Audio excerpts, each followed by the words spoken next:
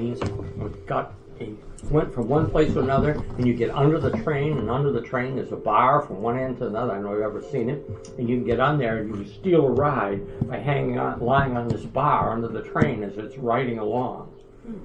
And he fought in the carnivals. In those days they had carnivals that came along to little towns.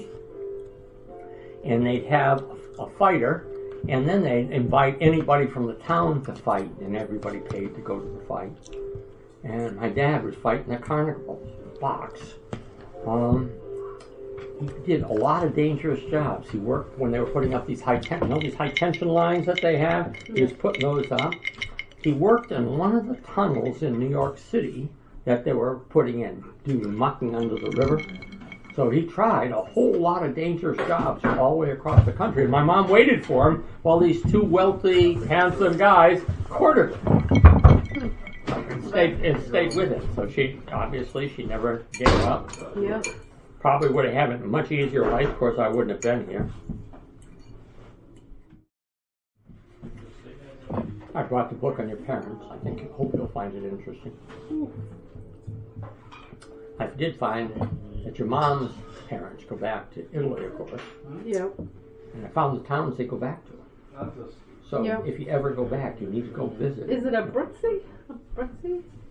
No, one's a Torino and one's a something else. There were two of them. And I found your grandfather's draft card. He had to sign up for the draft for the war, for World War II. And he said he came from one of the two towns that are listed. But I have when they came over and when they were naturalized and that sort of stuff.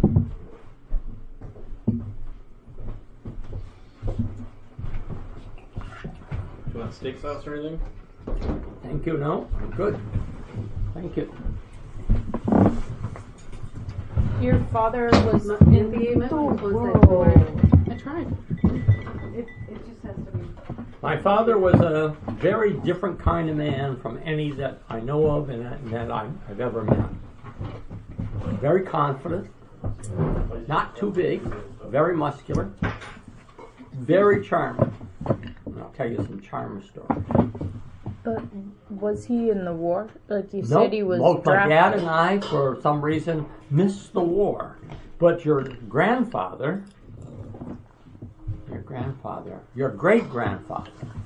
had to sign up for the draft for World War II. So Joe's father had to sign up. Joe's father, no, it's Vicky's father. Had to sign up for the draft, like everybody did, just before when the war broke out in 1941. And so I have his draft card for your mom and that stuff I'm going to give your mom. And so that meant we knew where he said he came from. Because when you sign up, they ask where'd you come from, were you a citizen, and he was naturalized, I believe. Both their grandparents on that side were naturalized, meaning they became citizens of the United States.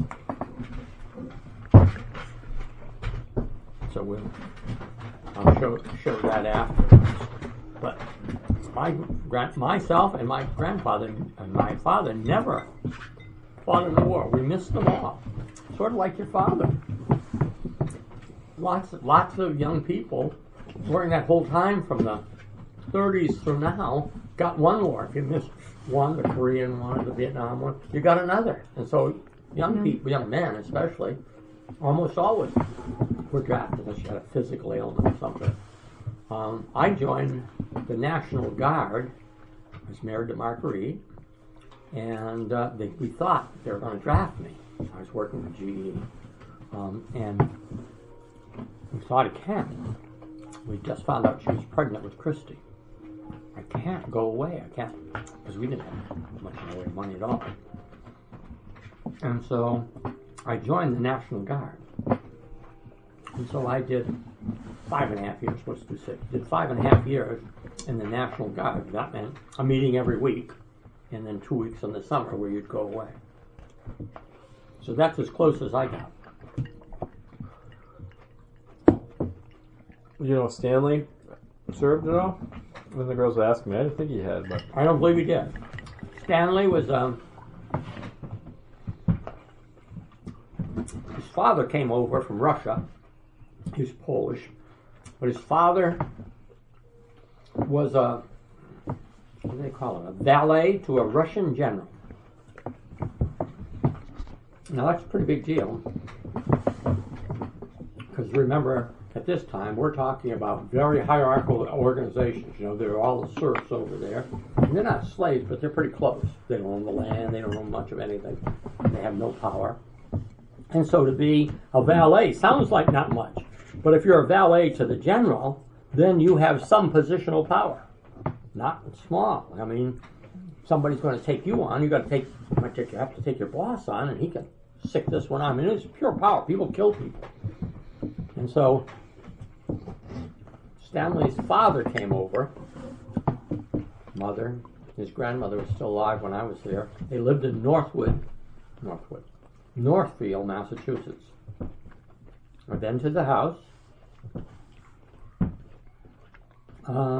They were dead at the time, but the family was my grandmother. There was no contact between the Podlenskis and the people who lived in Northfield at all. It was zero.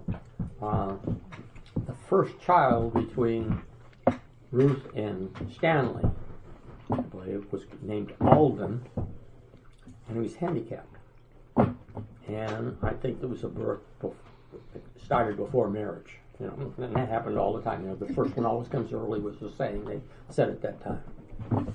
And evidently stayed with that family a little bit, but it didn't work. He was evidently handicapped enough, so he lashed out at the other kids, hit the kids. He was violent. And so he went to Northwood to live on the farm there. It was a big house. Northfield has, not Northwood, I keep saying that, has these big houses and beautiful farmland all along the Connecticut River. The richest farmland, Connecticut River farmland, supposed to be the richest in the United States because it kept flooding, leaving a layer. In fact, let me just go sideways a little bit. The land was so rich that was the only place where they could raise leaf tobacco, really good tobacco. It was along the Connecticut River Valley, and I lived along that.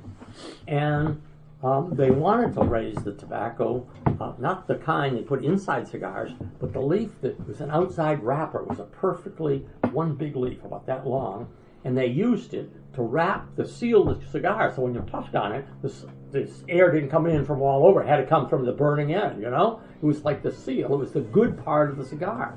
And they grew it there. The problem was, of course, along the Connecticut River, I'm going back to Northfield in a minute, along the Connecticut River there was not warm like Cuba, which is the only other place they knew of. So they built these tents. They were cheesecloth. And they put them on poles about 12 feet high enough so you run a tractor in on them. And then they spread over a whole mile. So a field would be a mile long and a mile wide. And these long aisles of tobacco, because that gauze at the top let the sun through, and it heated the air, so it was like 10 or 15 degrees hotter than everywhere else in the summer. So it made the atmosphere like Connecticut, like Cuba. It made it warm. So they could grow this stuff. Now, when I was young, we're talking 65 years ago, that wrapper stuff was worth 70, 80 cents a pound. Well, that was a huge amount of money. I mean, if you got a big paycheck for a week in those days, you got $15 or maybe even 20. I mean, it was big money. So this way, if you had 65 cents a pound for this stuff. So I picked tobacco one year. It was a terrible job. Terrible job. They came and picked you up in a school bus. So school ended, and about half a week later, the bus came, only earlier. They got on the bus, and they drove you to the tobacco fields, the girls and the boys, all from high school. The girls worked in the barn, and the men worked on your knees. And you went down these rows, and you picked the bottom 3 leaves, no holes, no nothing, and you put them in this basket that somebody came and carried. Anyway, the long and the short is, it was a terrible job. I hated it. I was pretty slow at it. They thought I was very careful, and I was pretty slow. So I learned not to do it another year.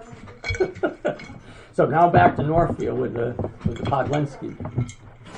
When I went there, I was with Marguerite maybe 10 years, so the kids, I don't know if they're all born, but the grandmother was blind. Alden was there, and there was a gas station on the opposite side. You won't remember Northfield, but it has a main street. You'll remember a main street that's like almost 100 yards wide. The street is wide, and then there's this giant swath of grass and these giant trees. Oh, it's the most beautiful place. It had a wonderful girls' school. It's now combined with the boys' school. So it's a beautiful, beautiful place. But they lived there, and of course, they were immigrants. So they weren't, how immigrants were treated. Not well.